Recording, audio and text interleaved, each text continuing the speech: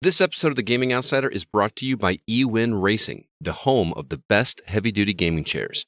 I can tell you from personal experience that I've never sat in a more comfortable chair at my desk. eWin Racing has chairs for gamers of all sizes, too. As a Gaming Outsider listener, you can get 20% off your purchase using our promo code TGO at ewinracing.com. eWin Racing, the best gaming chairs out there. What's up, y'all? This is Mara Juno, and you might know me from World of Warcraft as Illyria Windrunner or the Walking Dead game as Krista, among a few others. And you're listening to the man, the legend, the Scott Clark, and the Gaming Outsider. Hey there, Go community. On this week's episode, Alyssa, CB, and I discuss what we believe the multiplayer scene needs in order to stay fresh. In news, Capcom announced that Ninja Turtles is DLC for Street Fighter 6, and Rockstar announced a Red Dead Redemption port, and both have some pretty disgusting price points. As far as new games this week, Jacob stops by to tell us about his experience with Atlas Falling, and Rel played a sword fighting game called Garde. Alyssa also played a charming little game called Venba. This is the Gaming Outsider.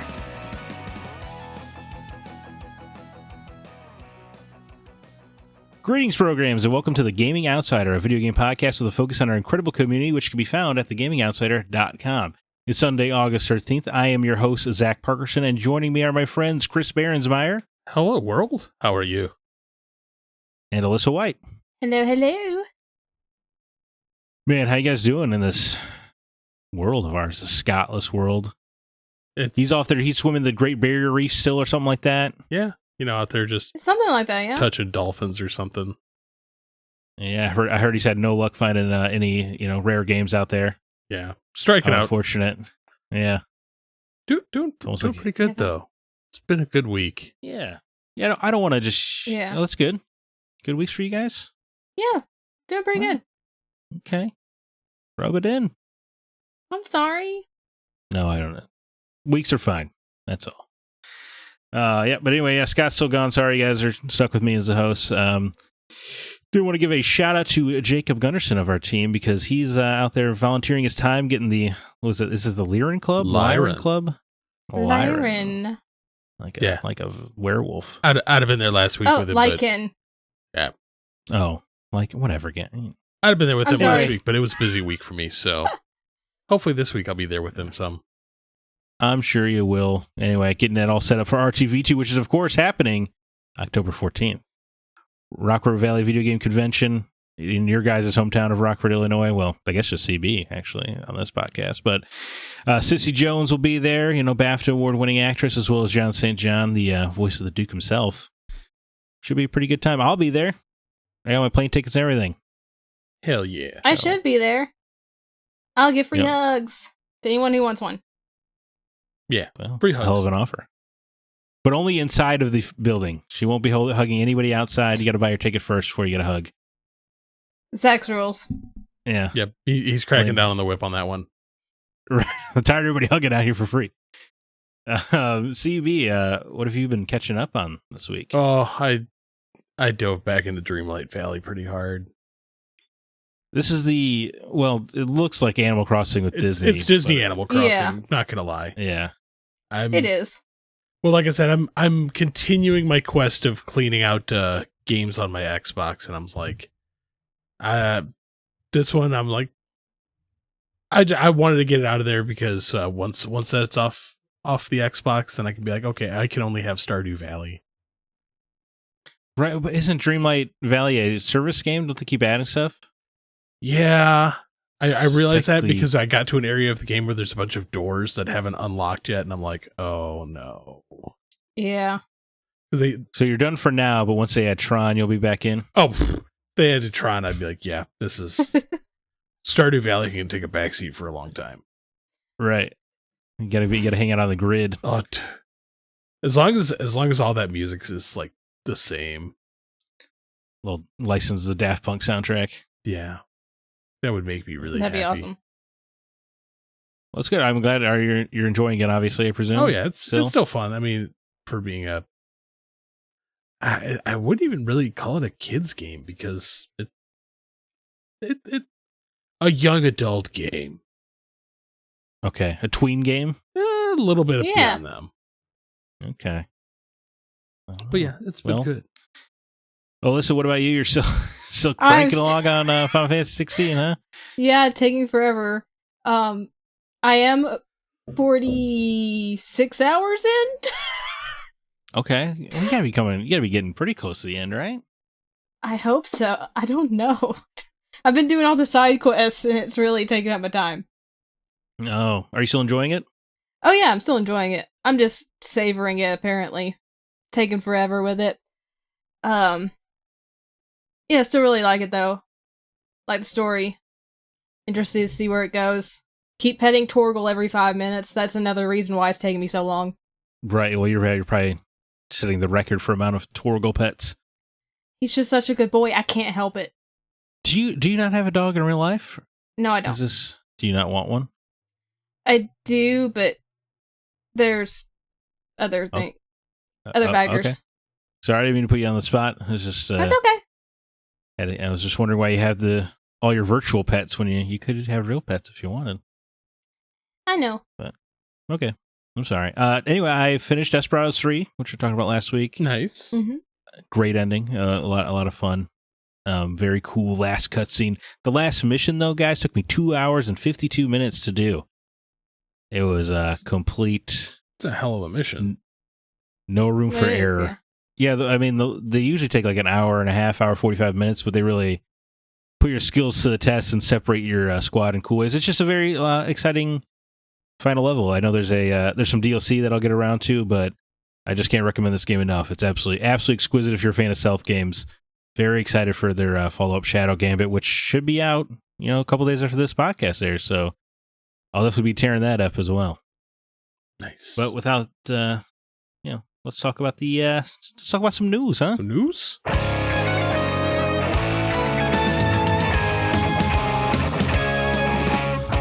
A few new trailers and announcement this week's Deathbound on PC. That's coming out in 2024. Detective Pikachu's returning on the Nintendo Switch October 6th.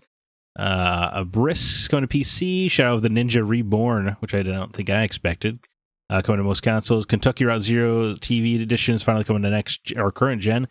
And then 30XX 1.0 finally gets released. So that's the Mega Man X kind of indie game.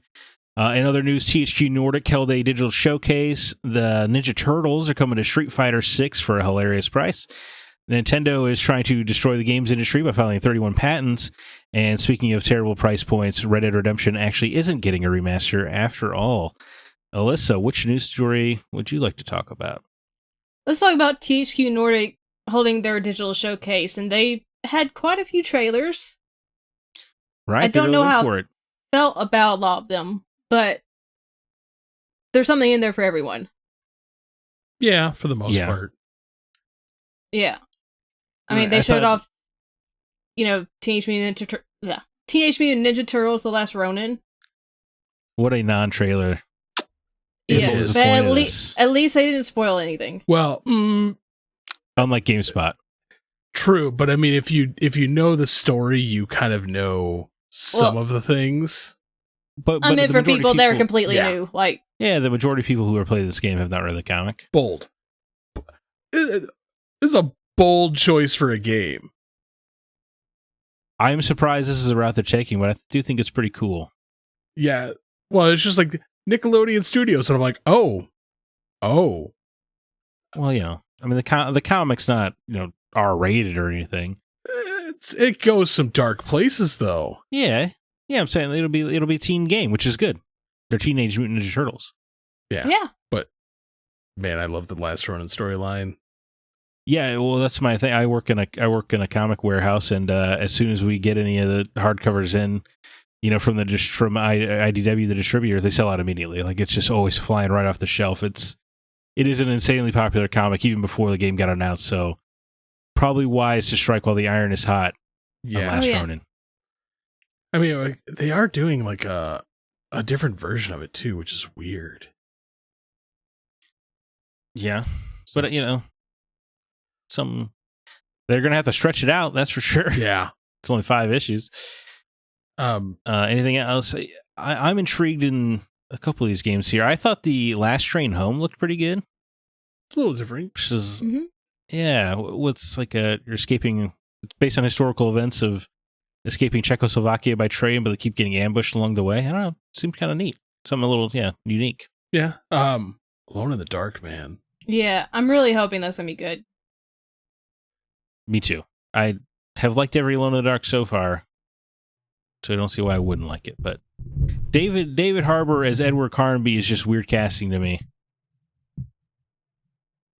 I'll give you that. Yeah, it's a different choice, but I'm excited for it because I like Alone in the Dark. I mean, it's definitely an older series. So, yeah. What about you, Alyssa? Did anything jump out here? Well, Alone in the Dark, like CB said, and I am interested in The Last Ronin. I need to read the comics. Like, I need to pick that up. Are you a Ninja Turtle fan? I was as a child. I've kind of had a gap, but I used to be a really big one, yeah. Oh, okay. Yeah, the Turtles have never really super done it for me, but Last Ronin was pretty good. Oh, okay, hang on. The Turtles as in, like, the Eastman and Laird Turtles, or the, like, we made these cartoon Turtles? Any iteration of the Ninja Turtles I've tried, I've never really gotten attached to. I read, like, 40 or 50 issues of the new IDW series that everybody loves, and it just didn't. I was like, this is good, but like it doesn't attach with me in any meaningful way. Fair enough. But I'll play the game, absolutely. Yeah. South Park Snow Day looks like could be interesting. I like the South Park games. They're fun. I mean, they're not anything like amazing, but right. I'm surprised they keep cranking them out, though, man. I guess there's a demand for South Park games. And this one is not a turn-based RPG style game. Yeah. And it doesn't look like the TV show does. This is fully 3D. Yeah, so that one's going to be a little different. Yeah, it's a little jarring. Always nice when they announce a game and actually has, gameplay in it. That's true.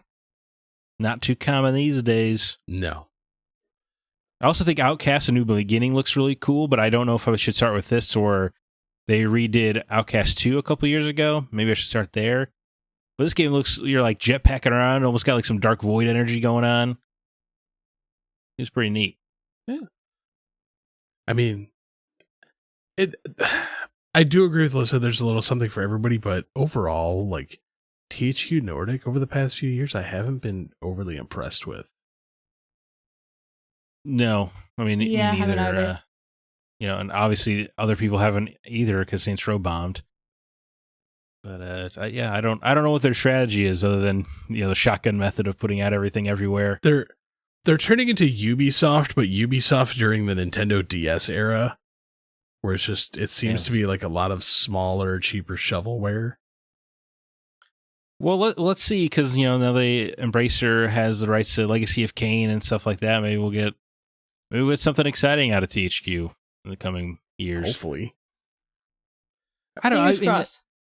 I think you're remaking Outcast, which is like a weird experimental game from back in the day. That's kind of a neat idea, But I guess also Gothic's cool, but that's also a remake. So yeah, I guess. Does anybody care about Trine 5? Oh my God. I don't have any kind of connection to Trine. I've never even played a Trine game. It's been a hot minute since Trine 4 was early DS or 3DS. God, it's been, it's been a while. Was it an XBLA game? I thought that was Trine 3. It was XBLA. Oh God, I don't even know. Yeah, dude, it's been a while because that's a series that to me has been kind of like backburnered for a while. Way of the Hunter. That's weird. Yeah, Way of the Hunter looks like another like, ooh, look, we're gonna shoot exotic animals. And that's some DLC. It was a surprise drop, but I mean, all these hunting games always surprise me with how well they actually do. Yeah, so I mean, some of them are fun. But I'm sure. And then this recreation. They sell like hotcakes here. Oh yeah, I bet. In Alabama, yeah, they probably also Call of Duty. People love hunting in real life, and then they want to go and do it, digitally too. Well, it's the off season, right? They can't have their fix, so they're like, I'm just gonna go hunt these digital deer. They can be like, oh look, I can finally shoot a rhino. My dream without traveling to Africa or anywhere else that rhinos exist. I can finally murder a whole pride of lions, so I could feel like a real man. But recreation to me just also, it seems like they took like a TikTok challenge of they're like, oh look, we can make things and like drive around loops with cars, and we turned it into a game. Well, I don't know. Maybe they'll be smart in this TikTok age of ours. I don't know. I don't think it's going to go anywhere. Yeah. What about you, CB? Is there any news stories that jumped out to you this week? The fact that Capcom's turning into a dirty piece of trash. Dude, this is unbelievable. Yeah. Dude, this is ridiculous. So, for those who don't know what we're talking about, the Ninja Turtles are coming to Street Fighter 6. However, each turtle is $15 to add as DLC. $60 if you want all 4. So there's no discount for that, but they're like, oh yeah, 15 per turtle, 60 for all 4. So they make it seem like, oh look, you're getting a deal. No, you're not. But then it's 4 different colored headbands. But then it's an additional $40 for the rest of the DLC content. So $100 total for all the Teenage Mutant Ninja Turtle content in Street Fighter 6, a property which has no tie to the Turtles at all. Well, and in a game that costs $70. Yeah. That's insane. But not only that, you have to buy points through Capcom to acquire all of this.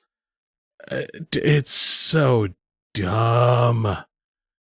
Like, I've gotten to the point that I'm so sick of just let's add random characters into properties that these characters aren't in, and now we're going to charge for it.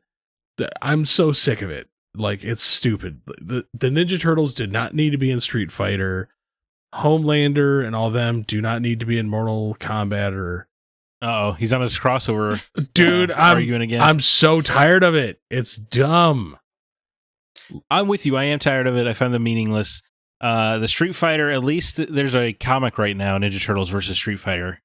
Oh, there is? At least there's some kind of but is that comic precedent?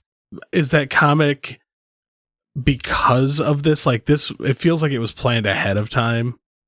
I'm sure they were playing, concurrently or whatever. I'm sure it was some kind of Capcom Nickelodeon deal of like, hey, let's do a comic, but also, why not throw the Turtles in the game? But it is just like the whole thing of the Turtles is without their headbands, you can't really identify who's who. Hence why the last Ronin has a mystery of who the last turtle is. So, I mean, the amount of work differentiating these turtles is minimal. Why is it $15?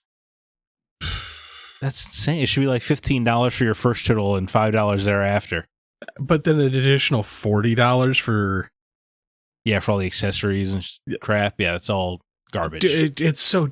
So at this point in time now to play, that's $170 to buy the game plus the turtle content.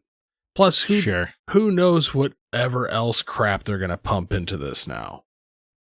Well, yeah. Well, and the shame of it is people are going to buy it, right? Like, it doesn't... Oh, yeah. Nope. I'm not. Well, I know you're not. You're not people. There will be some diehard TMNT fans that will shell that money Here's out. the problem. I thought about buying Street Fighter 6. Not anymore. But it's just like Goku and Vegeta coming to Fortnite for $50. They're like, oh my god, that's insane. And then it sells like hotcakes. These people have no restraint when it comes to the things they love. They get but at least the base game of Fortnite is free. That's a fair point. Yeah, you can't argue that. So people they want to support the things they love so much that sometimes we just lose sense. If Green Lantern came to Fortnite, it was $20. I haven't played that game in months. I might just hop on there to be like, well, shit, I gotta give him just in case. Yeah, but it's not like he's gonna actually fly. Right. Well, yeah. But he'll have the ring. So yeah, but that's what I'm saying. Like, people have weak spots for things they love, but it's just hard to control yourself. But I wish people would. It'd be nice if we all could. Yeah. I'm just, I'm tired of this paid DLC crap. No, well, and like I was saying, the reason it survives is because nobody says no. Well, or not enough people say no. I'm finally like, I'm taking my stand. I'm just like, I'm done with. No. You take that stand, CB. I've loved Capcom for a long time, but this to me is like the dirtiest thing I've ever seen. Pretty scummy. It's absurd pricing. Like, anyway, I'm sure it'll sell hundreds of thousands of dollars for them. Oh, for sure. Yeah, it's just the price is just insane to me. I wonder if because if somebody bought like a collector's edition, it's like, oh, you get the DLCs. Is this like included in that, or is it going to be like, oh yeah, you get the DLCs, just not this one? No, I'm sure they were hyper specific in the wording, right? Yeah. You get Chun-Li's school outfit or something. Stop. And like, oh, dude, it's already making... Just say that. It's just making me mad. It's like really pissing me off. Oh, yeah? I thought Blood was maybe rushing somewhere else. No. I really am turning into an old man. Well, speaking of egregious pricing, let's talk about Red Dead Redemption not getting a remaster. It's just getting a port. I can hear your heart breaking, Zach. To PS4 and Switch. It is coming with Red Dead Redemption and Undead Nightmare, being developed by Double 11. But the real kick is, it's $50. And when Strauss Zelnick was called out in their little earnings call, he said the price is commercially accurate. And here's the thing: in a world where a Ninja Turtle skin costs $15, it probably does seem commercially accurate to put out a game and its expansion for $50. That doesn't make it a good price or the right thing to do. But it's a straight port coming to PS4. That's so funny they can't even put it on PS5. Yeah, I'm like, yeah, just coming straight to PS4. Cool. So outdated technology that's about to be shelved forever. My guess would be that Switch was the primary reason, and then it was just like, well, I guess we may as well just put it on PS4 as well. And you don't need to do a PS5 native version because it's backwards compatible, I guess. But yeah, I don't know, dude. This kind of sucks. I'm not super mad about the idea of just a straight port. And, probably a resolution increase just for the sake of the consoles or whatever. It'll probably just look like the Xbox backwards compatible version or whatever, or maybe a little worse, which would be hysterical. But I don't mind as much because I feel like every time they do a remaster, little things are always changed and that annoy me. Like Alan Wake's face was bugging me the whole time I was playing that remaster. Oh no, I didn't realize about his face. Yeah, when I play it now, I'm gonna be like, oh no, his face. Oh my god, he looks so goofy. Or the Spider-Man face. Yeah, Spider-Man's face or Tomb Raider's face. Everybody's face is always changing, looking dumb. Or they try to update the character models, but they don't change the rigging so things look weird. So what I'm saying is, I would rather have a well done direct port than a mediocre remaster. However, $50 is simply out of control. That feels real egregious. It does. It does. I mean, and yeah, it is egregious. I hate that though. When he was commercially accurate, everybody was dumping on him. I was like, I don't know, man. I just saw the headline that the Ninja Turtles are $60, and if you're an executive, it probably does look commercially accurate. Scummy though it is. Oh, but it's real scummy over the fact that it's a straight port coming to PS4 and Switch. Switch, 13. Cool. I'm glad it's finally on Switch. Awesome. Dude, I can't deny the idea of playing Red Dead portably while I'm in bed. But the fact that I can just still pop in my 360 disc into my Series X and still just play it. Dude, Xbox is doing it right. There's no doubt. They are. I feel, and even the non-sale price for Red Dead on Xbox Game of the Year edition, which comes with Undead Nightmare, that's $30 digitally, and that's when it's off sale or whatever. I wonder if they'll bump it up, try to make it parity. I mean, I wouldn't be surprised. Yeah, they act like they're hurting over there. All that GTA Online money drying up, I guess. I guess so. Or they're just preparing for eventually when they're like, okay, it's got to stop sometime. Right, we got to do the hard transition to GTA 6 Online. I really feel bad sometimes for the extreme Sony fanboys when they're the company they love just dunks on them. Yeah, well, look, I mean, yeah, you're right. This is Sony's fault. They were backwards compatible. This would not be an issue. Yeah. Then it would just be a $50 Switch port, and for some reason, everybody's okay with Switch ports being overpriced. Well, I mean, being someone who was a child when Nintendo was the only thing really available. Yeah, I've just kind of gotten to being used to Nintendo just being like, no, screw you. Yeah, no, it is funny because in my mental math of it, I'm like, dude, if you have $50 on PS4, I'm not paying that. $50 to get a Switch version though? Maybe. Yeah, so there is some kind of mental. Yeah, that is just a weird. Nintendo's just pre-programmed just to be like, just accept our pricing. Yeah, they got their hooks in us. I don't know, man. I'm just thinking about playing Liar's Dice and Thieves Landing as I go to bed. Sounds nice. Does sound nice. Good stuff. Hey, at least they're throwing in another Nightmare. How generous. Dude, it's been a hot minute since I got to enjoy Undead Nightmare. I love it. You know, if this is a Sony port, it would have been $50 for just Red Dead. But, I mean, you're not wrong. Yeah. Oh, well. They should throw in Revolver. Just throw that bad boy in there for a little gimme. Oh, that game was really cool. Should. Red Dead Revolver just needs a remaster. Yes. Well, I wonder if it's brain confusion or something at that point. Yeah, but still. Do it. Yeah. Anyway. Do you guys feel the need to talk about the Nintendo thing? I don't really feel it's like Nintendo it and personally. Pat said that there's nothing Yeah, new Nintendo there. sucks. What are you going to do? Nintendo sucks. They'll get a pass because they're Nintendo. But you know what? Congrats on them for selling 18.5 million copies of Tears of the Kingdom. Dude, that's insane. That's a lot of copies. Switch exclusive. Does that make it the second best-selling game of the year? Right after Hogwarts? Yeah, probably. Think Probably. so. By the end of the year, I'm willing it. to bet Tears of the Kingdom will have surpassed Hogwarts. Well, Hogwarts still has to come to Switch, though. Ooh. Even though I'm sure it'll be some streaming version or something terrible. Yeah, but Yeah. Well, maybe not. Or else why would they delay it, right? So it probably is just like, it'll look like an N64 game. It'll be like the Witcher 3 port on Switch where it looks like action figures or whatever the hell. oh, God, that just... ugh. The visceral. Well, I mean, the Assassin's Creed one was bad enough. Dude, it's funny. They somehow make it work, though.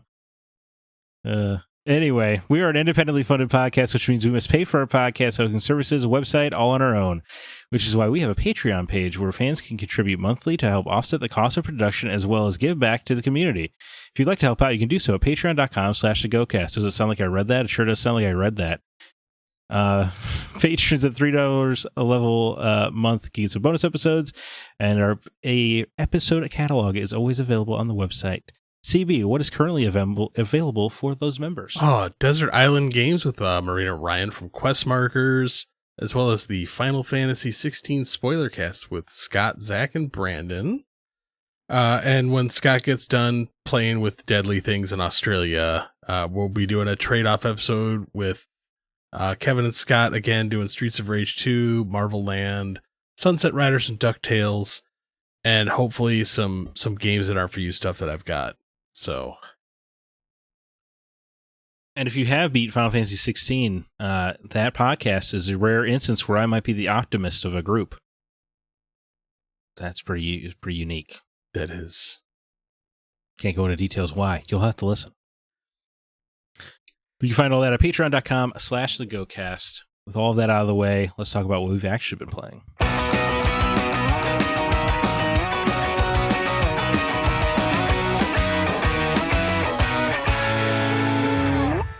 All right, coming up this week, we got Bomb Rush Cyberfunk. This is the, I wouldn't even say legally distinct Jet Set Radio. Oh, that's what I was thinking.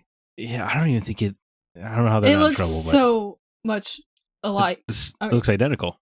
Yeah. But coming to Switch and PC August 18th, Madden is kicking off the video game fall with Madden NFL 24 on PS5, PS4, Xbox Series consoles, Xbox One, and PC August 18th. The Texas Chainsaw Massacre asymmetrical multiplayer game that every horror franchise gets these days. Coming to PS5, PS4, Xbox Series consoles, Xbox One, and PC August 18th. Kill the Crows, a top-down Western shooter coming to PC August 21st. Fort Solis is a sci-fi horror game starring Roger Clark and Troy Baker. Going to PS5, PC August 22nd. Immortals of Avium, that's the magical first-person shooter from EA, coming to PS5, Xbox Series consoles, PC August 22nd. Smurfs, I guess, is popular enough for a kart racer with Smurfs Kart on PS5, PS4, Xbox Series consoles, Xbox One, August 22nd. WrestleQuest had a last-minute delay last week, but it is finally coming out this week on PS5, PS4, Xbox Series consoles, Xbox One, Switch, and PC, August 22nd. Logic King looks like Yu-Gi-Oh, but with brains, it was I just guess. The most Japanese trailer anyone can make. Yeah, Please watch this trailer. Anyone listening, it will make your day. The trailer is magical. It's coming out on PS4 and PC August 24th. Retro Mystery Club Volume 1, The Isashima Case, comes to Switch and PC August 24th. Kind of a retro adventure game. Blasphemous 2 side-scrolling action game comes to PS5, Xbox Series consoles, Switch and PC August 24th. And then finally, Unpacking, which is a bit of an indie darling last year, comes to mobile devices on iOS and Android. CB, have a furrowed brow. Is there a reason for this? Is there a game that you're... This Logic King, like... Is it not the best? What? You just gotta go with it. You just gotta go with it. Wow, I'm shocked. Yeah, it looks like he's gonna be talking about his trap cards soon. No, dude, it's too weird. Texas Chainsaw Massacre, man. Oh yeah, yeah. Like when the Friday the 13th one came out, I had a blast with that. Evil Dead came out, I had fun with that. Like, I like to get the 2-3 weeks in playing them, like good dumb fun, and then I'm like, okay, I can shelve it now. I mean, I get to be Leatherface. Come on. Dreams finally coming true for you. Yeah. What about you, Alyssa? You thinking about strapping on somebody else's face so you can murder people? Is that your idea of a good time? I mean, it does sound very appealing, but that one didn't make my list this week. I have 2. Fort Solis does look interesting. I like me a good sci-fi horror, and I'm hoping for good things with it. And then Retro Mystery Club Volume 1, the Isashima case, looks interesting, and because I love everything Japan and Japanese, it just piques my interest. Yeah, I thought of you when I saw that trailer for sure. I figured you would, because you know me very well. Well, I do what I can. As for me, I would play Kill the Crows if I could. I thought about you when I saw that trailer, and then I'm like, it's only on PC. All right, yeah, it's a cool name, and it looks like one bullet kills you, which is pretty cool pretty ballsy for a top-down shooter. But I think I'm left with Fort Solis. Just think it looks Fort Solis Club. Fort Solis Club. I think it's very exciting that they're very openly talking about it's like a 4 to 6 hour adventure game. Perfect. Apparently, it's like episodic, like a TV show. Like there are episodes in the game that are each only like about an hour long, so you can play it and set it like in sittings like that if you want, which I think is really fun. Or you can binge it. And it stars Arthur Morgan and Joel Miller. A little Arthur and Joel team up. It's just 2 manly men acting like scaredy cats. Sounds good. I don't know. Yeah, I think it looks pretty neat, and I mean, a 6 hour, sword focused game? Hell yeah. Sign me up. Retro Mystery Club looks somewhat interesting, I can't deny. And I love Jet Set Radio when I was a kid, but I just don't know if I would take to it as well now. Yeah, that's me as well. But I do understand the concept of love. I remember that song. That was wonderful. Before we move on, did either one of you watch the trailer for Madden 24? I gotta be honest with you. No, it said Madden. I didn't either because it's sports ball, dude. I feel like I know what I'm getting when I with Madden. It was legitimately like a funny trailer because they're like, look, we built new skeletons and reskinned things, and I'm like, it still doesn't look good. Still just like Madden. It's Madden, like, but they're like, but new throwing animations, okay. New catching animations, and I'm like, still same game. Look, I'm sure that stuff is all very exciting for the fans. I don't want to poo-poo. I'm not trying to poo-poo, but I'm like, but if I want to play Madden, I got Madden 13 still on the shelf. It'll play pretty much the same.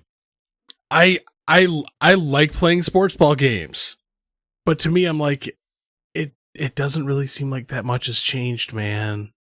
They're like, but we put more wrinkles in the pants. Yeah. And I'm not kidding. $70. That's in the trailer.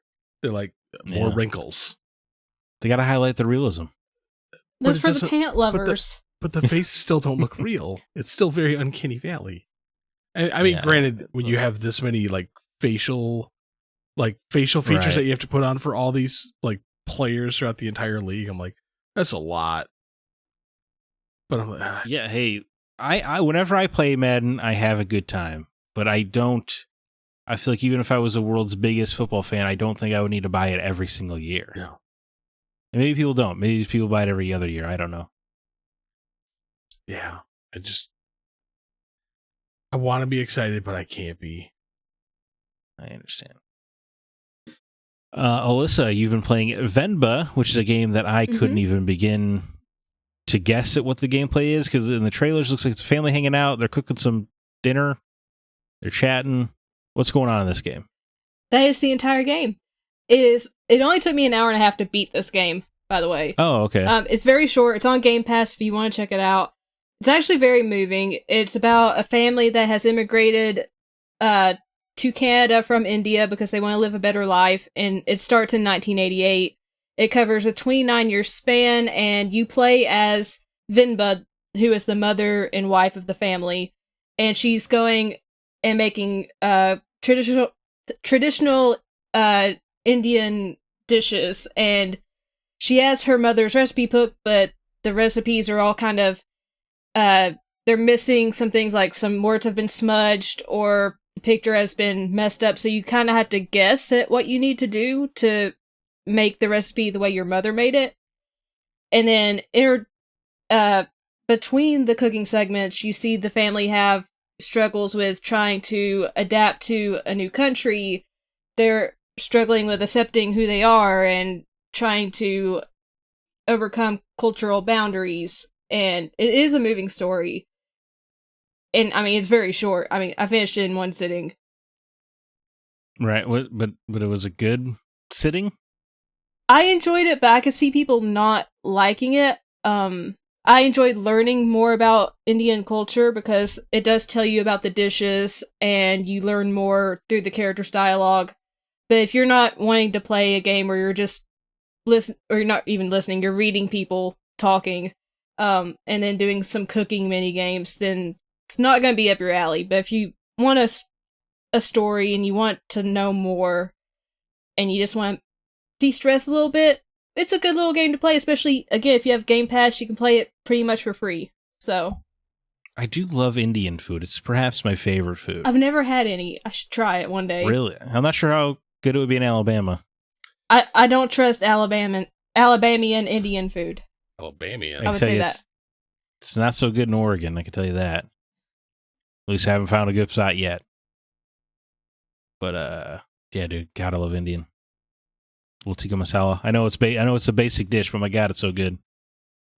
You don't make that in this game. There's only 6 recipes you make, and that wasn't one of them. It looked like something with naan, maybe, or some kind of sandwich. I don't know. I don't. It wasn't. I don't want to butcher any of the names because I just don't want to be insensitive. Yeah, so I mean, I'm just not smart enough. Well, you don't have to put yourself down. You could just say you don't know. Calm down. Okay. But it sounds like there's not a whole lot to the game, huh? It's just not really. I was just gonna say you're there to see the family, try to come to terms with things and seeing them progress over a 29-year span. Okay, I mean, do you recommend it at least? I mean, well, you said it's on Game Pass, right? Oh yeah, so if you're interested in playing it, and especially if you have Game Pass, I'd recommend just sit down and play. It's an hour and a half. Okay. Well, thank you for playing it. Tell us about it, etc. Well, you're welcome. I don't know. Get out of here. Anyway, we have some more reviews for us. CB allegedly sat down to discuss both Atlas Fallen and On Guard, and you can listen to those right now. Hey everybody, Chris here with Jacob Gunderson, who's been reviewing Atlas Fallen for us. Hello, good So, sir. how you doing, Jacob? Oh, I'm just fine. Thank you for having me. Oh, it's always good to have you here. So, Atlas Fallen. I gotta tell you a little bit about this game, because when I first looked at the trailer, it kind of reminded me of some Monster Hunter mixed with some other things. The skateboarding over the sand feels like Anthem flying. Okay. But it doesn't keep that idea while fighting. The game actually feels a lot, the storyline progresses a lot like Shadow of Mordor. kind of. Okay. It's a little weird. My brain was just like, oh yeah, these two things click together. So you're basically a slave. They call them the nameless, and they give them names based on their jobs. And so there's this hierarchy of the nameless, the guards, higher up people, and then the world that you're on is ruled by a god. And the god is always after this mineral type stuff, the essence, so he can stay in power. Okay. So, so you referenced Shadow of Mordor. So I'm just kind of curious, like why you specifically say it kind of feels like that. Like, is there like a nemesis system hidden in there? Or? No. Well, the bigger the enemies you fight, the better perks, I guess you would call them, you get. Okay. But no. So some things happen to your friends. You find some equipment. You get haunted by a ghost. You run around the world finding anvils. And the ghost's name is Celebrimbor. Oh, wait, that's Shadow of Mordor. But the same thing happens in this game. Okay. So I was like, whoa. For a second, I was like, is the ghost really Celebrimbor? No. Like, that would be like really amazing. But no. The guy that you hear, his name is Nile. And he's attached to the glove you find. And he gives you the powers to control sand and helps you combat these creatures that appear out of the sand to stop you on your adventures. Okay, so now I'm starting to get why you say this kind of feels a little bit Shadow of Mordor-esque. And you upgrade the glove at anvils you find throughout the world. Okay. Which all right. when you activate them, you raise your hand in the air and hit the anvil to activate it. Okay. Yeah. Extremely Shadow of Mordor-ish. Yeah, that is definitely really starting to feel more like that.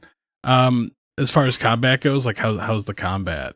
Oh, the combat is great.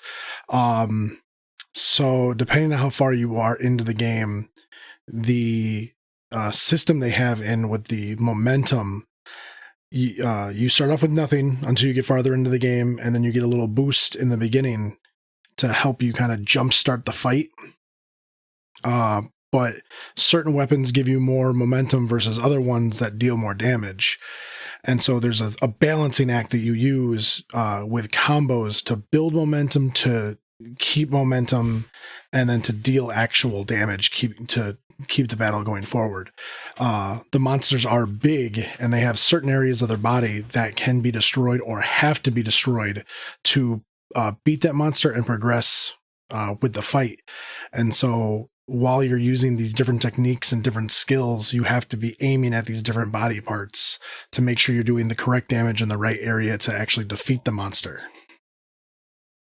Okay. I kind of want to check this game out. It's just like looking at it, I'm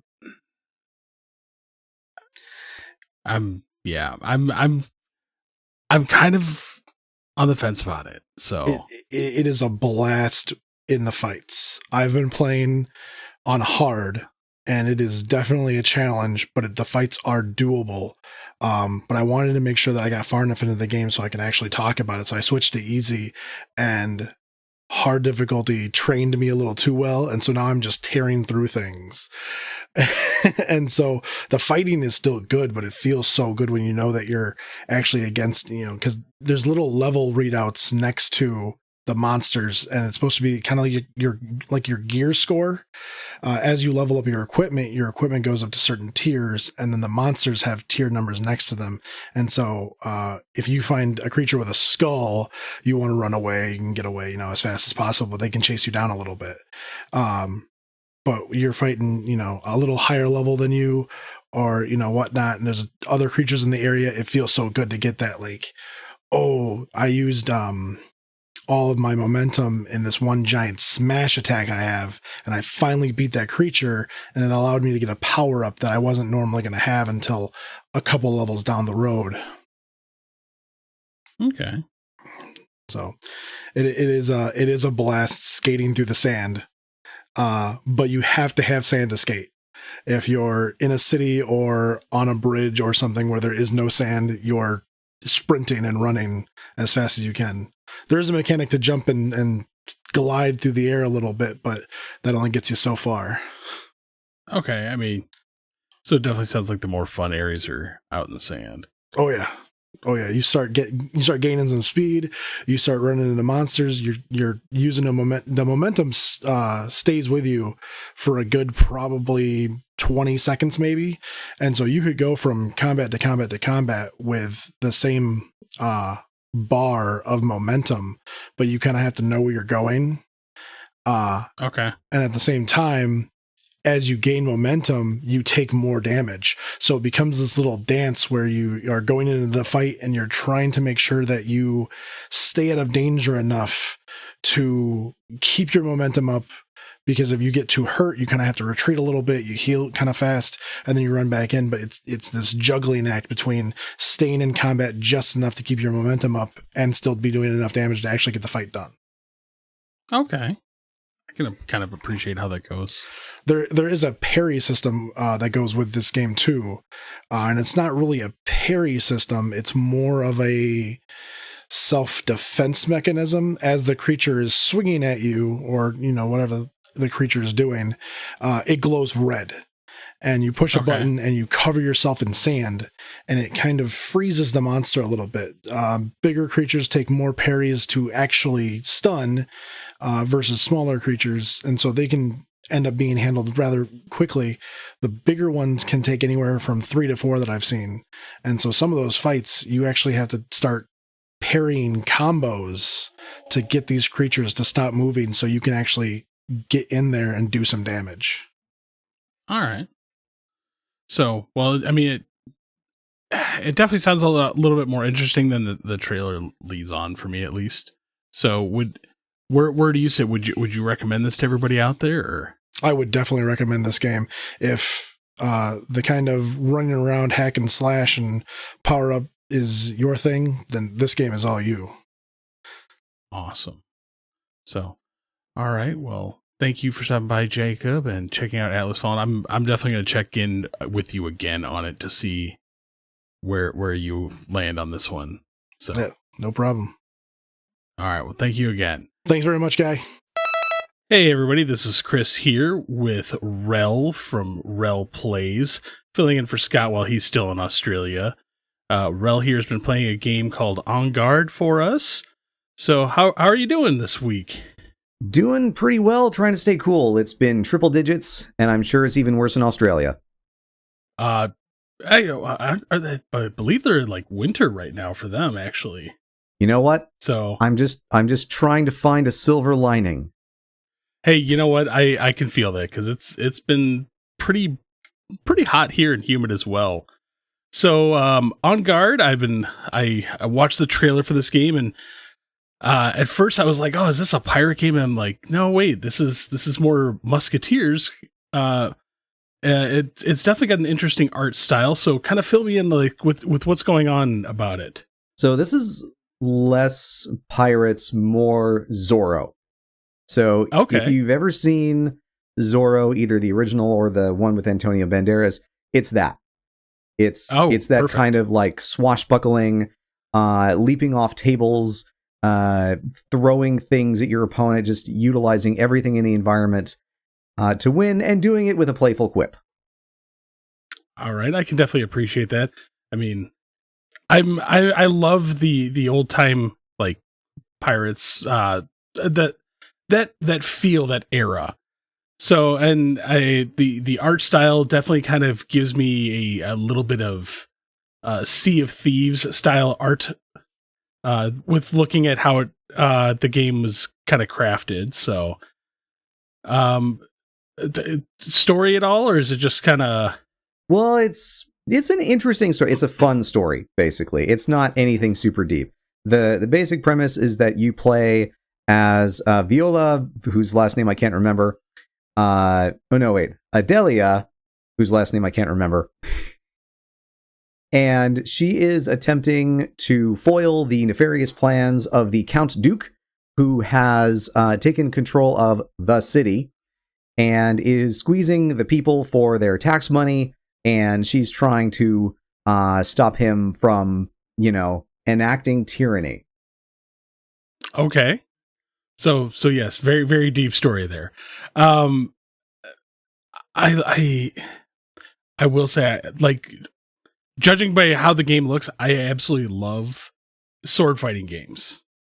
So, I mean, is the combat like super in depth, or it's got a lot to it. I mean, the basic premise behind it is you hit enemies until they fall down, or you can grab things around the environment and throw them at them, stun them, try and break their guard. There's parrying mechanics. You have to dodge attacks that can't be parried. You can kick enemies downstairs, kick them over tables. If they jump onto the tables, you can kick the tables and knock them down. You can kick them into weapons racks, and the weapons racks fall down and crush them. Cut chandeliers to fall on their heads. Fire cannons at them. Throw bombs and braziers. They give you a playground to mess around with in combat, in pretty much every little arena that you come across. Okay, I can definitely get behind that a lot there. I just love the playful fighting with it. It really kind of intrigues me, because at first I was the art style of this kind of game. Sometimes my brain just immediately thinks that it's not as in depth, but the more I watch the trailer, like the combat does look like it's a lot of fun. Yeah, I would definitely have to agree. I mean, that's the main selling point of this game is the combat system. And it is challenging because one-on-one, you can basically parry and counterattack an enemy to death, but you are frequently tossed in with, 4, 5, 6 enemies, if not more, and you gotta actually play way more defensively most of the time by retreating, running around the arena, figuring out ways to stun enemies and break their guards so that you can very quickly knock them down. And it can get very hectic, especially during boss battles. One nice touch that I really liked about the game is you don't actually kill anybody. Nobody dies. Okay. There's no blood. This is very much a family-friendly game. And in fact, if you walk around the arena afterwards before going on to the next area, you will hear enemies lying on the ground with saying lines like, "Is she gone yet? Oh, jeez. I could have gotten you." Yeah, things like that. It's great. It's a very, very playful touch on that. I really appreciate that, because I mean, with a lot of sword fighting or games like this, like it's very much like you've killed the person, or so it's a different take. I really do like that. Yeah, the only thing that is a knock against this game is the length, because there's only 4 episodes in the entire thing. Okay. The first episode is basically the tutorial, and then you have 3 episodic stories of you trying to foil the Count Duke's scheme.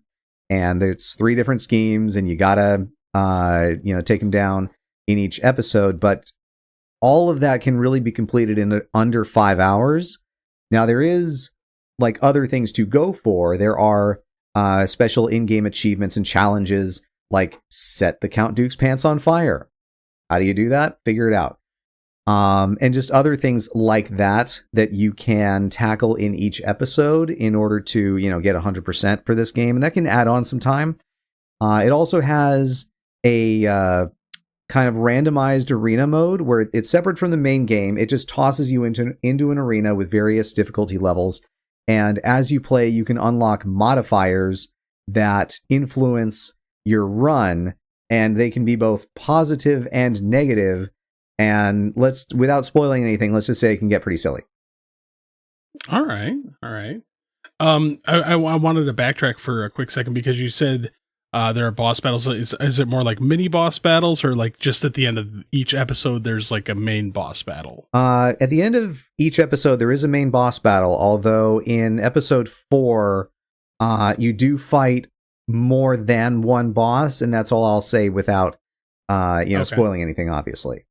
Oh yeah, no spoilers. So, but as far as the game goes overall, I take it you kind of recommend it, or I certainly recommend it. If you enjoyed Sekiro, it does have that kind of similar combat style of being very parry heavy and breaking enemies' guards rather than just being more, smack them until they die. You have to be way more strategic about it. So if that's your kind of game, if you don't want to just mindlessly hack at stuff, it's a lot of fun, and there's a lot of really nifty stuff you can do in the game. The only reason, again, why I wouldn't necessarily recommend it is if you want a beefier experience, it is only, like, the main campaign's only a few hours long. And if you're not necessarily interested in going for challenges or for doing the arena mode, it may not be your thing. But I think the combat does stand on its own, and I think it is a game that stands on its own. I think it is in the same vein, not necessarily level of quality, because I know I'm going to get comments, but certainly the same vein as Portal, where it is a short, self-contained, and very polished experience. And that actually definitely sells it more to me, because every now and then I do like those very small, just quick adventures that are very polished, even though I don't need a lot going into it. So yeah, certainly for $20 American, you could do much worse. Oh, for sure. So, all right. Well, that was On Guard. And thank you once again, Rel, for being here. Thank you. You're very welcome. Stay cool. Well, thanks. Hey, if you guys ever want to talk to us, mostly Scott, on Facebook, go to facebook.com/group/thegocast. If you actually want to talk to me, I don't know why you would. You can go over to a Discord, though. We got a link to it in the show notes of this episode, and also on our website at thegamingoutsiders.com. The Discord is a lot of fun there. Feel free to review us on your podcast platform of choice. We always really appreciate that. Obviously, that helps us out. And if you ever want to read something we actually write, you can go to thegamingoutsiders.com, where I know I recently had a review of Coffee Talk Episode 2, Hibiscus and Butterflies, and CB reviewed at 35 millimeter. So now that aside, let's get into the From the Outside In topic.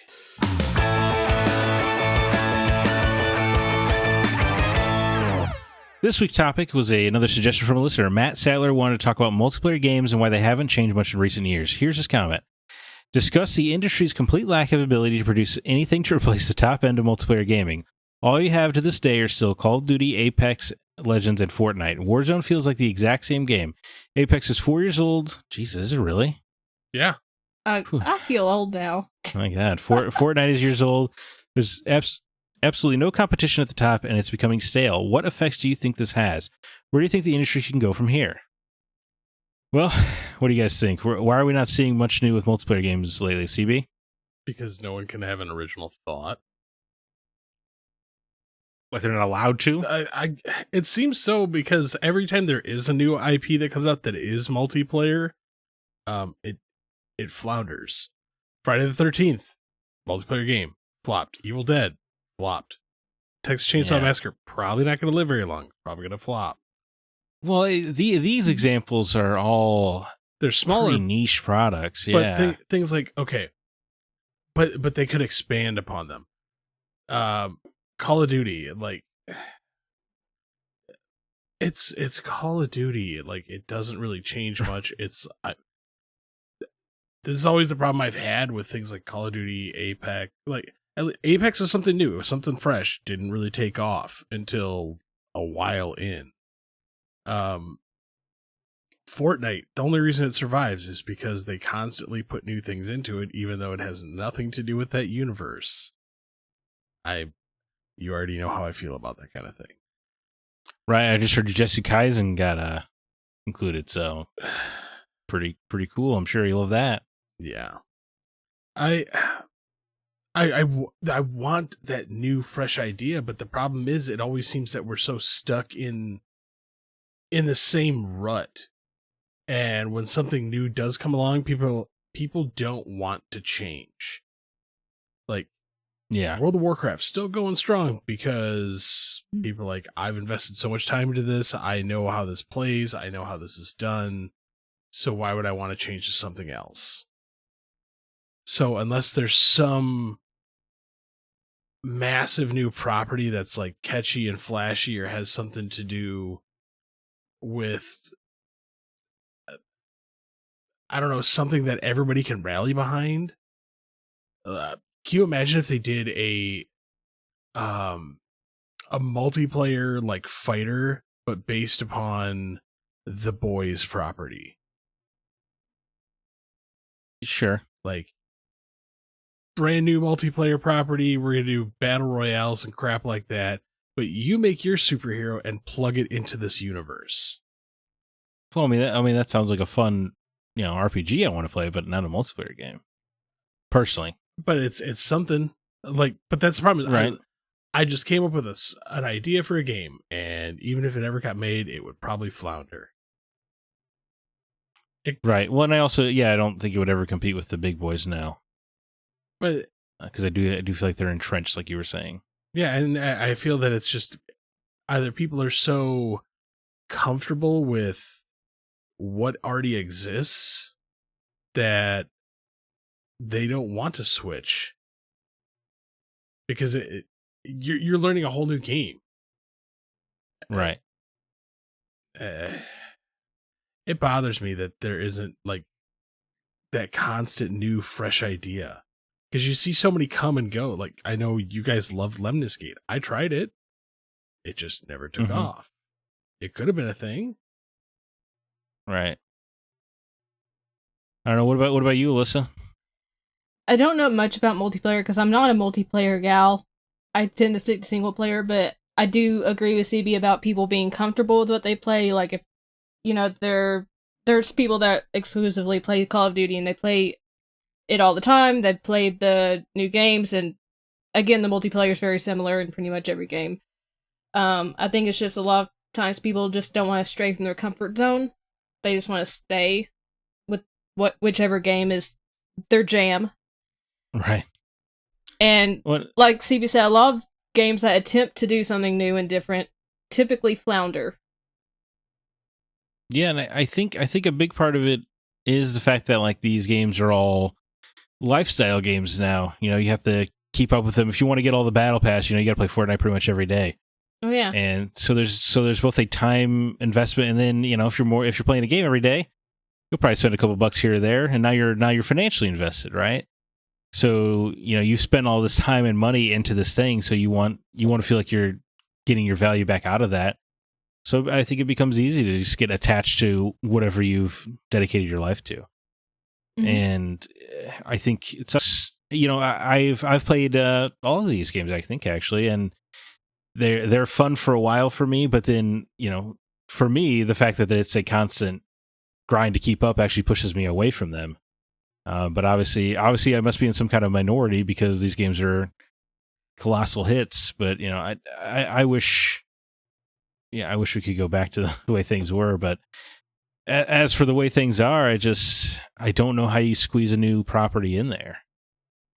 It's tough. I mean, you could do it. I'm sure PlayStation, if they wanted to, could try to brute force a Killzone live service game into existence, and you could probably make people show up. But it's going to be an uphill battle, and for most publishers, is it really going to be worth that battle? But see, that's the thing. I don't think you're like, oh, they could shoehorn Killzone in there.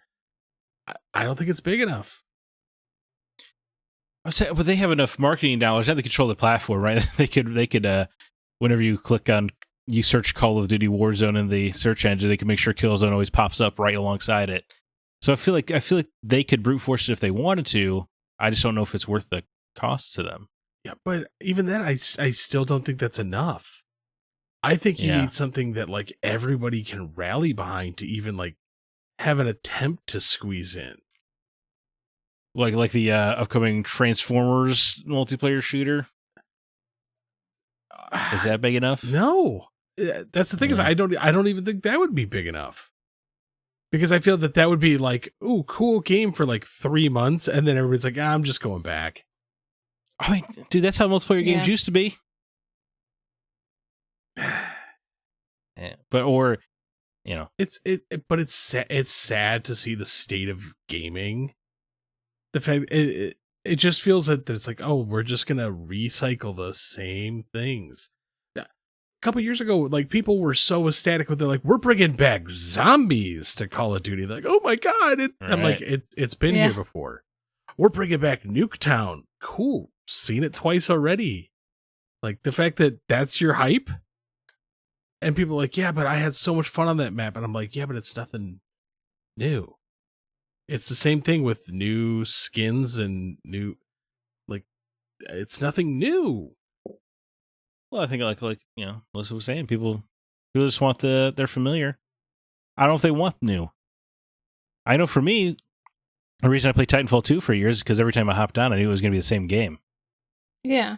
Yeah, I get the thought process behind both sides of the argument. For me, I like new thoughts, new ideas. I like new attempts at something instead of just these horrendous amalgamations of just smashing everything together and like, you should like it because you like these properties. I don't like it because I do like these properties. and you're bastardizing them. Yeah. Like when Nier came to PUBG. The hell was that about? It made no sense. No, it got me to download PUBG. Yeah, and then it was terrible, so I never actually played it. But yeah, I don't know. So, what do you think's in store for the future multiplayer? Is it getting stale? And if so, what does it need in order to stay fresh, Alyssa? I don't really know because, again, I don't play multiplayer. I'm very intimidated by it. So I don't know what would actually freshen it up. Are you intimidated because of the skill level? Or are you worried people are going to be mean to you? Mostly the latter. Yeah. Because I've had it happen. No, I wasn't, I wasn't trying to like project or anything. I've played video games with women before and they get certainly a different kind of attention when they're on I don't even care about like random people. I'm just worried like if I'm playing with people I know and they start yelling at me, I just shut down. I'm like, no. Oh, okay. Yeah. Yeah, that's my thing. Well, I hope you have better friends than that. Yeah. I don't play multiplayer, so you can tell I don't have any friends. You got 2 friends right here. I do. Plus Scott, who's in Australia. Yeah. Allegedly. Oh, yeah. Allegedly. Rumors are maybe Iowa. That would be so much lamer. What about you, CB? A complete collapse. You think it collapses in store? I think that's the only thing to either change it is at some point in time everybody's going to just be so like, we're tired of this, give us something new. Like, I think that's the only way for it to change. Is at some point in time that you're going to see a mass exodus out of multiplayer.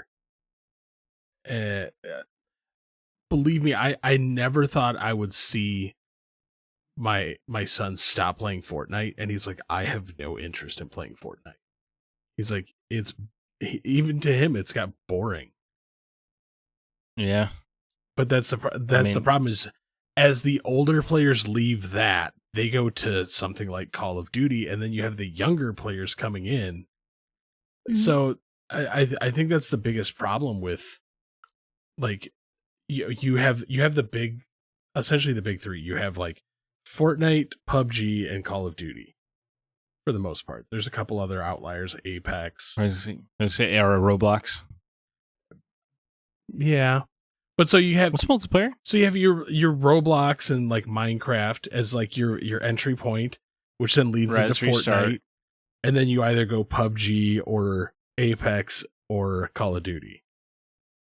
Yeah, like it just feels like this funnel, which people are just being pushed through. And now my son, who's like, I don't care about Fortnite anymore. He's like, he actually asked me that. He's like, can I get the new Call of Duty when it comes out? And I'm like, why?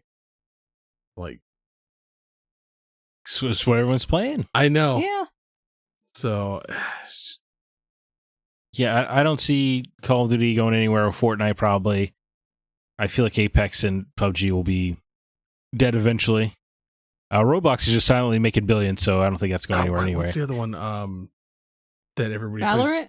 Valorant and like there's another one. But that gets like a lot more PC play. I don't know, man.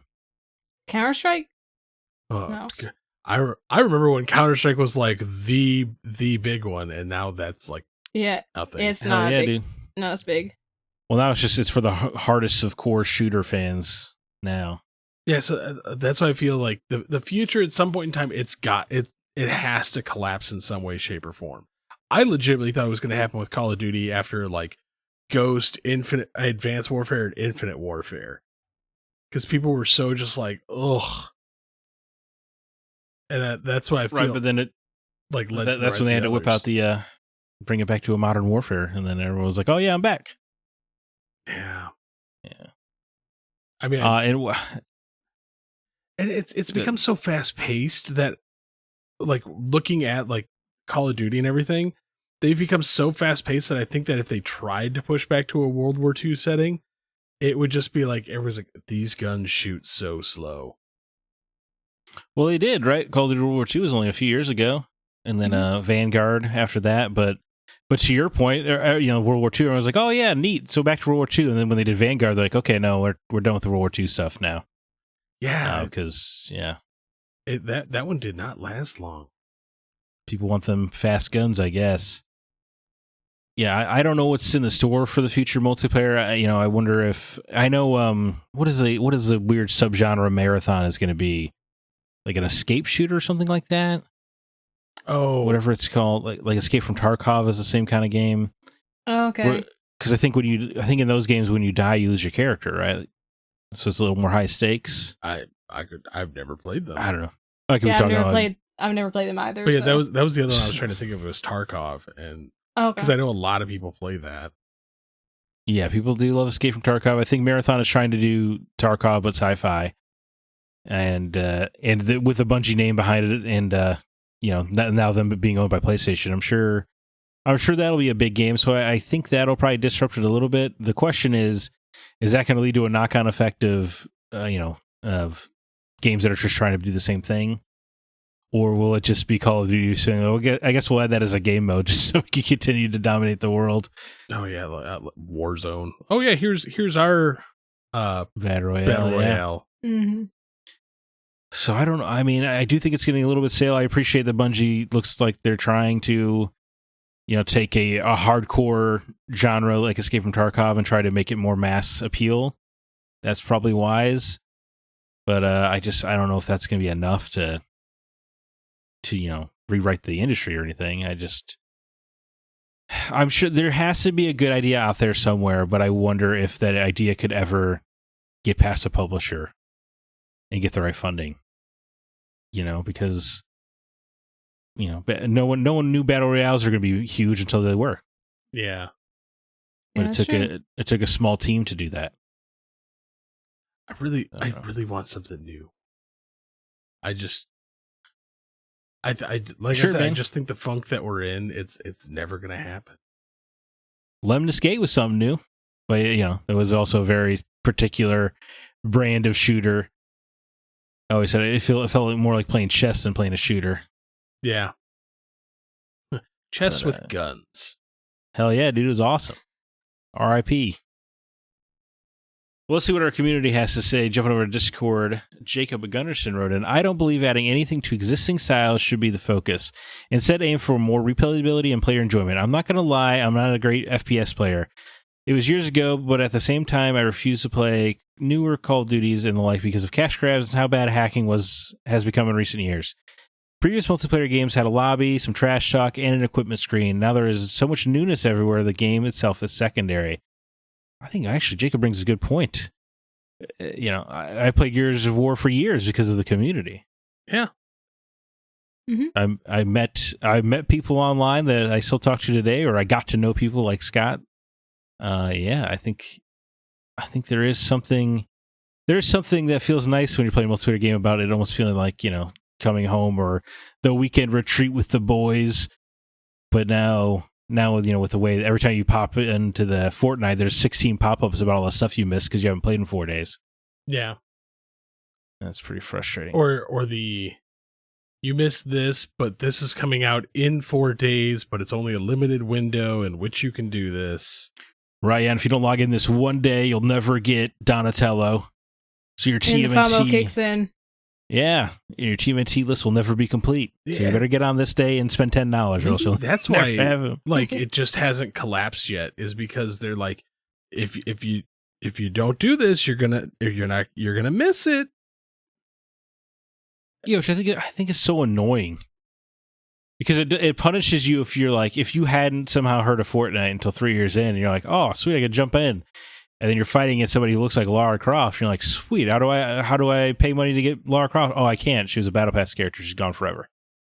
Yeah, it's like, oh, I just kind of... Sorry your family went on vacation and you don't have the availability to play Xbox or PlayStation on the other side of the country. But yeah, you missed out. I'm sorry. It's so demoralizing. It makes you not want to play. Yeah, it makes me not want to play, but then you have all the other diehards who are going to be, oh man, I can't miss a single day because there could be some random flash pop-up thing that happens that... Right, so that means I got to bring my Xbox with me on vacation. Oh, dude, that just sounds miserable. It does. Alyssa, do you want to take the next comment here? Sure. Alan Sheck says, Scott's comment a week or two ago about AR battles in real spaces aligned so perfectly with my ideal future of multiplayer. That was actually only days after I started a side project where I'm hoping to build something similar with existing VR technology. You'll definitely hear from me again if I ever get it off the ground.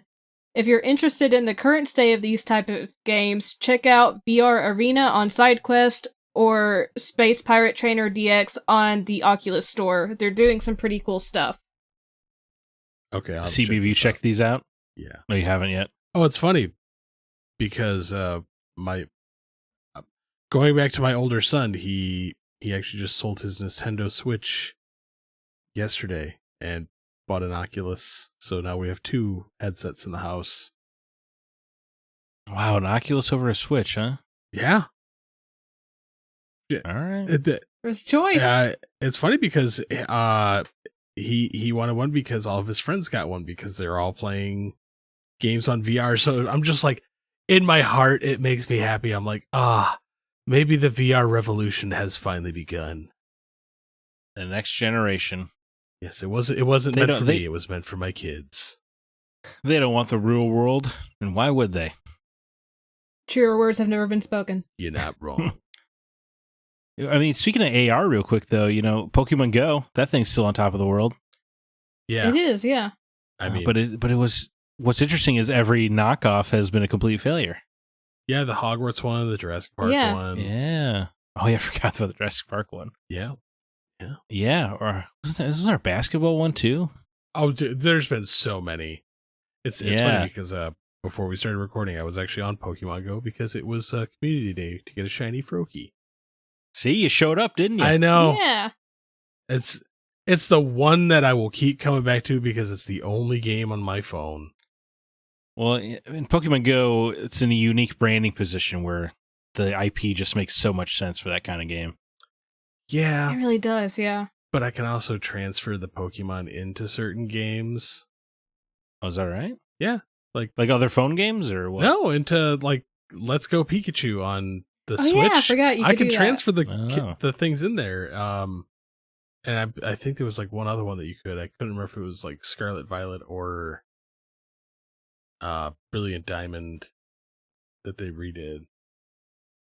But yeah, you can transfer games, Pokemon Go stuff into the actual Switch game. So I'm just like, okay, yep, I'll log on real quick and catch a couple so I can do the things. That's pretty cool, man. So, see if you want to take this next comment here. Drew Ross writes in, I wish Battlefield and Call of Duty would go back to what made their games great. Battlefield keeps trying to stay with the times and getting away with what made their games unique. Big battles with vehicle and infantry combat on well-designed maps with just classes and their own weapon type setups. Call of Duty now focuses on Warzone, which continues to be a buggy mess at times. There's still bugs in the game since launch that have not been fixed. And with... I don't know what that is. SBMM? Yeah, SBMM. Oh, Smash Brother. Wait. I don't have no idea. Yeah. I don't know either. Just roll with it, I guess. And with SBMM, you cannot play and just have fun. You got to bring your A game every match. Multiplayer needs to go back to its roots of 3-lane maps. Oh God, I wish. Games that, guns that felt different from each other, toned down the aim assist, and cut out the SBMM matchmaking.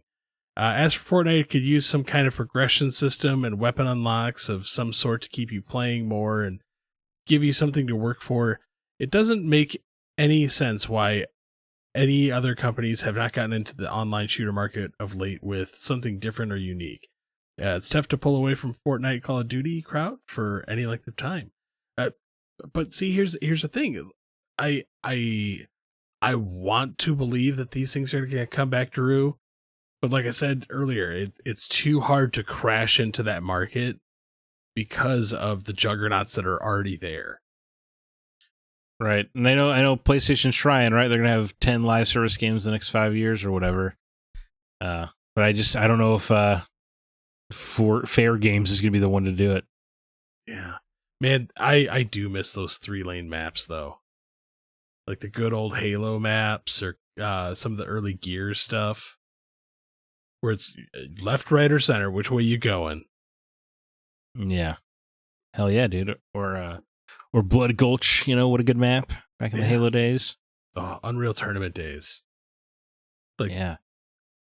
Where like to me, I really miss because you felt like powerful when you got good at those games back in the day. Hell yeah, dude. Unreal Tournament. I remember Unreal Championship on Xbox. Played the hell out of that. Well, you just walked in and like you saw that like certain friends would log in and you're like, oh God, I'm gonna get my face kicked in for the next hour. Yeah, don't let Ryan get the torque bow, man. He's a menace. Yeah. Oh, the flak cannon in Unreal Tournament. Oh yeah, dude, that canon's so cool. Was it Unreal Tournament 3 where you had like hoverboards as well? Yep. That was pretty wild. Cool. It was pretty cool. See, yeah. I had so much more fun in the Unreal Tournament days than I ever did with Call of Duty. Because things like, oh, we're going to turn on low grav with insta-gib. Oh, yeah. And like you can have 300 lives and the first person to run out of lives loses. Dude, oh yeah, you're right, man. Those are some pretty cool days. Yeah, it felt good. And the more I think about it, the more I'm thinking about the lobbies in a real tournament in between matches, dude. Like, I feel like that really did add something. Yeah, dude, the trash talking between your friends. Yes. Just be like, oh, man. You trash talk somebody, and then you get schooled, you get a little bit humbled, and now, you kind of got to be like, you know what, man, I guess I was talking out of turn. And all of a sudden, you guys are sending each other friend requests. It was a good time. But I feel like we're all so deathly afraid of conversing now that we're like, no, I don't want to do that. Yeah. Well, I just want to matchmake and then get booted out and try again. There's also a very real problem with the fact that some people take it way too far. Well, yeah, of course. Oh yeah. And so in this day and age, where it's just like you really did like legitimately hurt my pride, and people are like, right, I'm going to report you, ban. Was it like the old internet joke of like kids these days couldn't survive the Call of Duty lobbies? Oh yeah. Unfortunately, it is slightly true. and maybe they shouldn't have to. No, it's pretty hellish. No, because them early days. Oof. I mean, we've talked about it with the old Xbox 360 or like early cam days. Oh yeah, dude. It felt like back when there was no accountability, man. No. It's truly an amazing time. Also, SBMM, I mean, skill-based matchmaking. Okay. Oh, learn something new every day. I don't play enough of the online shooters to know. Right, yeah. Man. Am I the guy? Yeah, I don't know. Yeah, we are. Have you guys played Fortnite and Apex? I've I have dabbled in the Fortnites, and unfortunately, like with like they say, the aim assist with some of that stuff. If you're well versed, like old school shooters, some of these kids you can legitimately wipe the floor with. No, I'm surprised to be in a group where it sounds like I'm the one who plays multiplayer games the most, maybe, or at least the ones we're talking about here. So weird. But that's the thing, is it's so off-putting nowadays, because I just now if I don't play them often. If you said, "Hey, I got 16 computers set up and we're gonna play some old school Counter-Strike 1.6," I'm like, I'm there, man. Let's go. Hell yeah, man. Well, you guys play Diablo, right? That's a multiplayer game. Yeah. Yep. Yeah. I didn't finish it, but I did play it. It's kind of multiplayer. Like, do I want people to come into my realm? No. Yeah. We're all part of the problem. CJ Moore writes in, I'll tell you what it doesn't need: more cosmetic BS. Hey, just like the turtle skins. Yeah. Thank you, Fortnite, for making the gaming world a hellscape of constant microtransactions and lackluster cosmetic overrides. Gag. No wonder NFTs became a thing. That being said, man, I love Rocket League, which also has cosmetics, but okay. It's a hard sell because really the only changes you can make to the game are cosmetic. Skill versus skill is what Rocket League boils down to. If you spend 10 grand on cosmetics, you won't have any kind of advantage on folks who don't shell out a dime for that nonsense. Rocket League and RuneScape, that's right, still alive, baby, are how I get my multiplayer fix nowadays. I don't think it's getting stale at all. The only way I see the multiplayer scene dying off is if it becomes more difficult to communicate or coordinate how we play with people. For example, if Microsoft and Sony approach online multiplayer the same way Nintendo does, then yes, I could see online multiplayer gaming going the way of the dodo. The important variable is people. As long as people can get together and have free exchanges of ideas, multiplayer will always be fresh and fun. Especially if we have cooperative sandbox-style game modes like Forge and Halo 3. Infinite possibilities. Yeah. I mean, hard to add much to that. I will say it's not Fortnite is not the start of this, right? Mobile games are the start of this stuff. Yeah. And it's just, everybody was making so much money there that it just trickled into modern games. And Fortnite no doubt popularized it. But unfortunately, it was a thing for this. I mean, technically it goes all the way back to World of Warcraft days. Could you pay for certain armors and stuff back then? I mean, no, but you could pay for cosmetics. Been like, okay. Hey, we have these special cosmetics that if you buy the World of Warcraft trading card game in certain quantities, you should come across one of these downloadable codes that will give you things like a tabard. Man. Or the Spectral Tiger that's still like thousands of dollars. They really got us good on these cosmetic things, didn't they? Because it used to just be like cheat codes or unlockables, and now we're like, man, I can't wait to give $5 to play a Sweet Tooth. You know what? Maybe that's the problem with multiplayer, is it's the cosmetics. Well, it's pretty bad, and Fortnite, it works because it doesn't feel like a real thing. You know, it just feels like some kid's drawing. But for all the other, like Call of Duty, like why is Snoop Dogg in here next to Lara Croft? Like, it's just so off-putting. Like, yeah. I can't get behind it. Even the golden, like back when it's like, oh, I maxed out all the skill-based stuff, and I can have a golden version of this gun. I remember back in the day, like when we saw the person with a golden skin on their gun, everybody teamed up to womp on that person. Because we're like, you knew that. You nerd, you've played this game way too much. Time to just kick your teeth in. You guys are trouble. And see, and that was like a fun reward, right? Or there's a very specific example, but Kane and Lynch Dead Men on PS3 and 360. The number 1 and number 2 player in the world would be Kane or Lynch, respectively. Yeah, so you need to go just kick the crap out of them. Yeah. Well, and what a cool reward, too, for those people that they made it, you know? It was just, I don't know. It was it was a smart idea, I guess. Yeah, but it's like now there's like, I recognize that skin. You paid $20 for that. Right. Oh, man. Or like, I gotta get my Goku Spirit Bomb so people know that I'm a real deal DBZ fan. Oh, it's all about expressing yourself, I guess. Dude, it's so ridiculous. $60. $15 a turtle. That's a lot per turtle. See, unfortunately, that's what I'm saying. It all makes Strauss Zelnick sound like he's right. It's commercially accurate. They're about to charge $120 for GTA 6. We're all going to be like, yeah, you know what? Let's buy it. I mean, I guess, like, even having kids, like, because AJ used to always ask, like, hey, can I get $15 so I can buy whatever stupid currency in whatever game? Whatever currency, like, Rocket League uses. Oh, Rocket League, okay. And I was like, oh, what's it for? And he's like, oh, because I can have the Back to the Future DeLorean. I'm like, okay, I'm not going to say no. Right. I can have Ecto 1. Cool. Love both those properties. Well, but then it's like, oh, so I can have the Fast and the Furious Charger. No. You don't need it. Well, you're gatekeeping your kids' interests. But also with Rocket League, they're also like $2 or $3 a car, right? Or at least they were when I played. Yeah. It might be more now. I don't know. It's been so long since I've touched that game. I remember, I think it was a BVS Batmobile. It was like $1.99 or something like that. Or some cars from Mad Max Fury Road were in the game as well. Do you remember?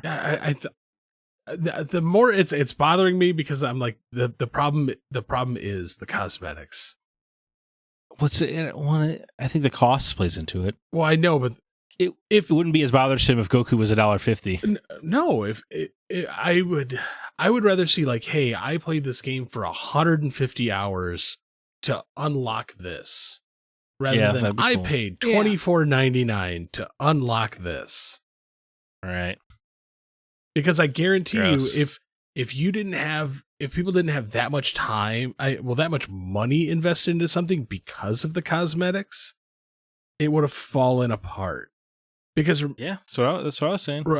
Unlocking the cosmetics in the old Battlefront games, like, oh yeah, I played like X number of hours so I could get the Darth Vader skin for this, and like after a while, people are like, okay, I'm done with Battlefront, moving on. Right. But it's like, I've got $300 sunk into Fortnite. I can't stop. If I stop now, it'll all be for nothing. Oh God, now it makes me feel dirty. Yeah. You know what I really hate? Well, we're just old manning over here. Is I hate when they add like streamers to the game. Oh yeah. Okay. You know what? I will say Fortnite did some really cool stuff with that. They're like, we're going to do some online concerts inside the game. I'm like, that was kind of cool. That's okay, but I don't like charging kids to play as their favorite YouTuber. That's so weird. Oh, you mean Mr. Blue Hair himself?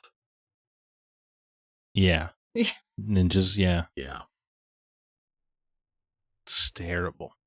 Yeah. It's funny because I don't really even hear that much about him anymore. I feel like he's become like non-relevant. Well, you know, right. Yeah. He's worth like $100 million. He's probably okay with not being relevant anymore. Hey, you know what? He made his money. Good for him. Yeah. Good for him. Well, anyway, that does it. A multiplayer topic with a bunch of non-multiplayer people. But, you know, we did what we could. Next week's topic, however, something I'm very interested in, great story twists in video games. I guess the whole episode is just going to be a spoiler warning, probably? Yeah.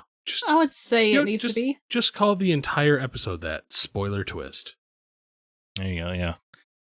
But if you want to, you can always write in on Twitter, Discord, TikTok, Facebook if you want your comment right on the show. We'd love to hear about your favorite twists. You can also call the phone number 347-746-2278 or 3477-GO-CAST. But that'll do it for this episode of The Gaming Outsider. Thank you so much for listening. This episode was produced by Kevin Honigford, and all the music you hear is written and performed by Grant Henry of Stemage and Metroid Metal, which you can find his music at stemagemusic.com.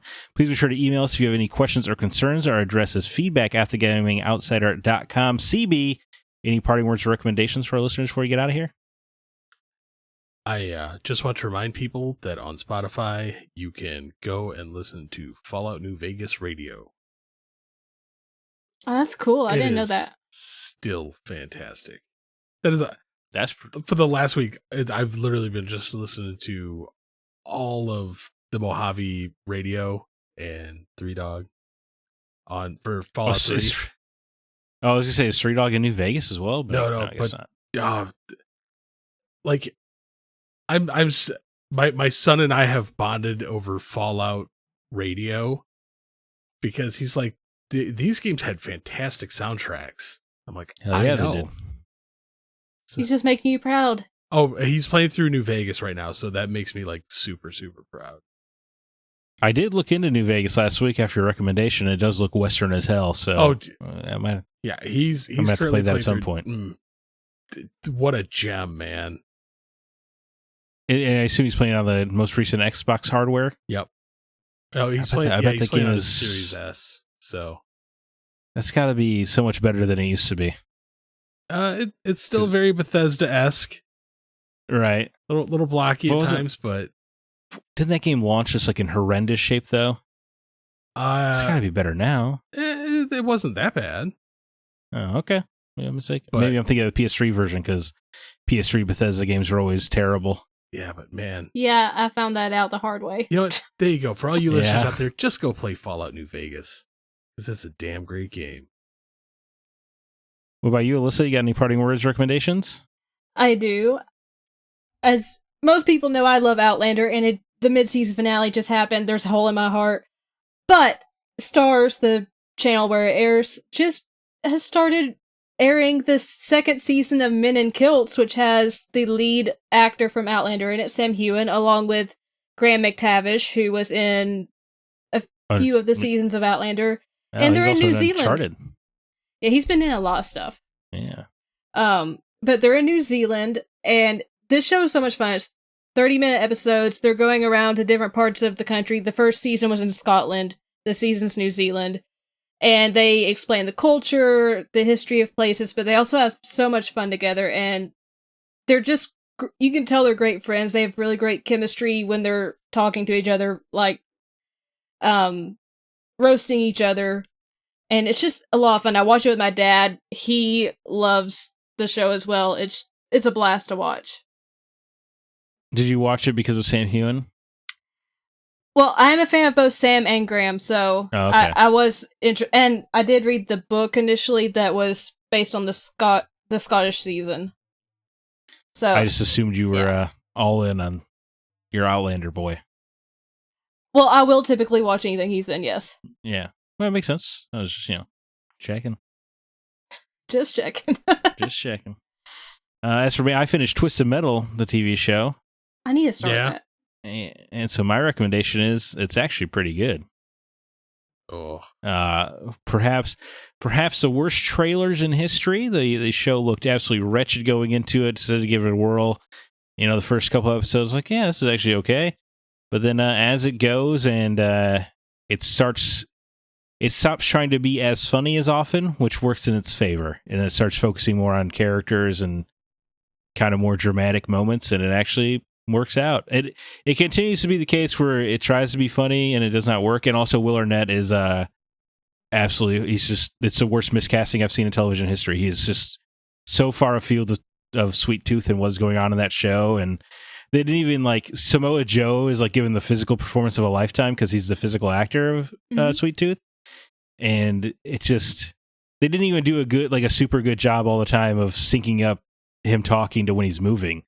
Oh no! It just feels so off, and Will Arnett just sounds like he's in a different show, and just absolutely wretched. I don't know if I can do it, man. I love Twisted Metal, but yeah, would you?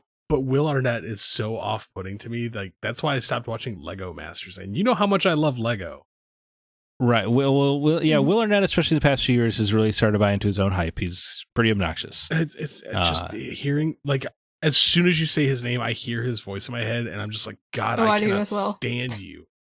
Yeah, he really turned me off because I listened to his the podcast he's on with Jason Bateman and Sean Hayes, and they had a brief conversation about nepotism once, and he's very pro nepotism, which is an unusual stance to take. He said getting your kids jobs as actors is no different than if you're a plumber and you helped your kid get into the plumbing trade. And I was like, the difference is staggering, but I understand you have no perspective. But anyway.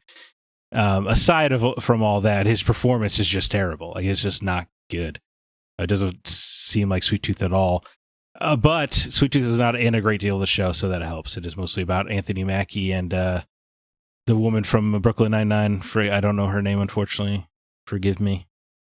But they're great together, and it's actually a pretty good love story at the center of Twisted Metal, which I could never have seen coming. And also Neve Campbell plays a pretty good asshole. And you know what? And they also name dropped the show in it at one point, which is super cool. It really worked. But yeah, man, if you're on the fence about Twisted Metal, I think it will surprise you if you give it a chance. It's not great, but it is good. Sometimes that's enough. I think I'll wait. Yeah, you don't have to watch it. I'm not trying to force anybody to watch it. I'm not, and I'm not saying it's revelatory. It's just it's better than it had any right to be. And if I were, I would. I mean, I guess the marketing team did their job because it's one of their most binge shows in history, or whatever the hell that means. But boy, those trailers were binge shows terrible. Means they got in and got out. Right. Yeah. Yeah, just terrible. But anyway, that does it. Until next week, I'm Zach Parkinson with Chris Behrensmeyer and Alyssa White, and we are The Gaming Outsider. And remember, there's no such thing as a bad game, just games that aren't for you. Short little boy. Okay, we got 3, 2, 1, 2, 3, 4, 4, 5. And scene.